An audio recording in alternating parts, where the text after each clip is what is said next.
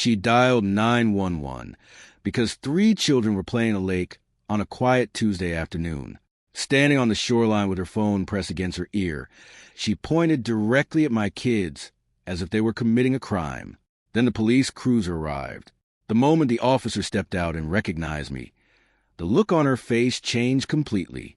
In less than 5 seconds, her confidence vanished. What she didn't realize was that I'd uncovered something tonight before that would change everything. She never saw it coming. And trust me, you're going to want to hear this one through to the end. If you enjoy HOA Revenge Stories, make sure you're subscribed because they only get more unbelievable from here. Before we jump in, let me know where you're watching from. Drop your country in the comments. My family moved into Maplewood Glen about 3 years ago. On the surface, it looked like the perfect neighborhood. Every lawn was trimmed like a golf course. Brick mailboxes lined the streets. Small flags decorated nearly every porch. In the middle of the community sat a peaceful little lake. It wasn't huge, maybe a couple of acres across, but it was beautiful. A walking path circled the water, and old willow trees leaned over the shoreline. It was the kind of place where children hunted for frogs. Families gathered on weekends, and neighbors stopped to enjoy the view. The lake was one of the main reasons we bought our house. My children loved it immediately. Darius was 11, Priya was 9, and Marcus had just turned 7. Every warm afternoon, they headed straight for the water. They swam, paddled kayaks, skipped stones, and spent hours outdoors. It was exactly the kind of childhood I wanted them to experience. Unfortunately, not everyone in Maplewood Glen shared that vision. Her name was Renee Calloway. Most residents referred to her as Karen whenever she wasn't around. To be fair, she'd worked hard to earn the nickname. Renee had served as HOA president for 6 straight years. She also acted like the self-appointed guardian of the lake. If someone brought a cooler too close to the shoreline, she noticed. If a family gathered near the water without filing some unnecessary request form, she somehow knew about it. The first complaint against us arrived in May.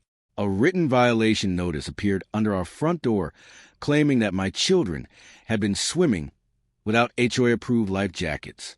So we bought the approved life jackets. Then came complaint number 2 in June. According to Renee, there was excessive noise near the lake. Translation, my 9-year-old daughter had laughed too loudly. By the time July ended, Renee had filed 4 separate complaints against our family. For complaints in just 3 months. But what happened that Tuesday afternoon in August was on an entirely different level. I was working upstairs from home near a window overlooking part of the neighborhood when I noticed Renee marching toward the lake. Her phone was already in her hand. Down by the water, Darius, Priya, and Marcus were swimming in the same shallow area they used almost every day. I watched Renee stop at the shoreline, cup her hands around her mouth, and yell for them to get out immediately. When Darius asked why, she shouted back that they were creating a public safety problem and that she was contacting the authorities. Let that sink in for a moment. She didn't call the HOA office. She didn't call a non-emergency number. She called 911. Renee actually reported 3 neighborhood children swimming in a community lake as an emergency situation. Before she even finished the call, I was already heading out the front door. When I reached the lake, my kids were standing on the bank looking frightened and confused. Renee was pacing nearby with her arms folded across her chest, looking extremely pleased with herself. A few moments later, the patrol car pulled up. The officer who stepped out was Sergeant Derek Okafor, a veteran deputy who had spent 14 years with the county sheriff's department. He approached calmly, took one look at the situation, then looked directly at me, and stopped.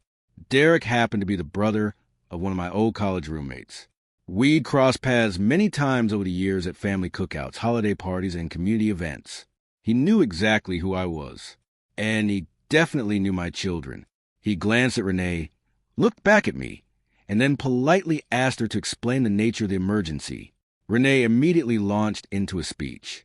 She talked about unsupervised minors. She talked about HOA regulations. She talked about public safety concerns. She waved her phone around like she was presenting evidence in a courtroom. Derek listened patiently until she finished. Then he asked a single question. "Ma'am, is anyone hurt?" Renee hesitated. Well, no, but the HOA rules clearly. Derek raised one hand. Ma'am, this is not an appropriate use of emergency services. Right there in front of several neighbors who had gathered to watch. He issued her a formal verbal warning for misusing 911. Then he turned to me, shook my hand, and asked how the kids were doing. The expression on Renee's face was priceless. It looked like she had just taken a bite of spoiled food. But this is where the story starts getting really interesting, because Renee Calloway was not the kind of person who accepted defeat. Within 2 days, she had drafted a brand new HOA proposal. The motion sought to permanently ban all unsupervised minors from using the lake. She emailed every homeowner in the neighborhood and attached a 3-page letter filled with warnings about liability, safety concerns, and what she called community standards. Renee immediately went into overdrive. She scheduled an emergency HOA meeting for the following Thursday and made sure everyone knew about it. I heard from at least 3 different neighbors that she was supposedly consulting with an attorney and preparing to take things further. I didn't interfere. In fact, I let her keep going, because the night after the 911 incident, something had been bothering me. I couldn't sleep. Around midnight, I found myself sitting at the kitchen table with my laptop open, doing something I probably should have done the day we moved into Maplewood Glen. I started digging through county property records. I wanted to know exactly how much authority the HOA actually had over that lake. What documents gave them control? What did the original development paperwork say? What rights had been granted? What rights hadn't? For nearly 2 hours, I searched through old filings, plats, deeds, and transfer records. Then I found something, and everything changed. The lake wasn't owned by the HOA. When the original developer created Maplewood Glen back in 1987, he divided and sold the residential lots surrounding the water, but he never transferred ownership of the lake parcel itself. The homes were sold. The surrounding land was sold. The HOA was allowed to maintain the walking trail, but the actual lake, the water, the shoreline, the entire parcel, remained under a completely separate deed. I kept following the ownership history. Over the years, the property changed hands between a couple of private owners. Then I reached the most recent transfer. It had occurred in 2019. The parcel had been transferred to a property holding company.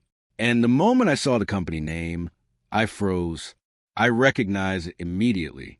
I had seen it before while signing closing paperwork for our house, because that company belonged to me. Several years earlier, I had purchased our home through a small LLC that I used for real estate investments. As I traced the chain of title more carefully, the picture became clear. The previous owner had bundled the lake parcel together with several undeveloped pieces of land before leaving the area. The package had been sold as one transaction, and somehow, without anyone noticing, the lake had been included, including me. The next morning, my attorney reviewed everything. By 9 o'clock, I had written confirmation. There was no mistake. I owned the lake. I had owned it for 3 years, and I had absolutely no idea. Even more important, the HOA had spent years creating rules, issuing warnings, and enforcing restrictions on property they didn't legally control. Thursday arrived. I walked into the emergency HOA meeting carrying a single folder. Renee had prepared the room like it was a courtroom. Every chair had a printed agenda sitting on it. A projector displayed her proposed lake restrictions on a large screen. Everything was carefully arranged. She called the meeting to order and immediately launched into her presentation. The confidence in her voice was remarkable. It was the confidence of someone who had spent years assuming she was always right and had never seriously been challenged. I sat quietly and listened. When she finally finished, I raised my hand. Renee acknowledged me with the expression of someone granting a special privilege. I stood up, walked in front of the room, opened my folder, and laid a document on the table. Then I addressed everyone. Before anyone votes on banning children from the lake, I said, "There's something community needs to know." The room became still. I placed my hand on the deed. The lake is an HOA property. Several people looked confused.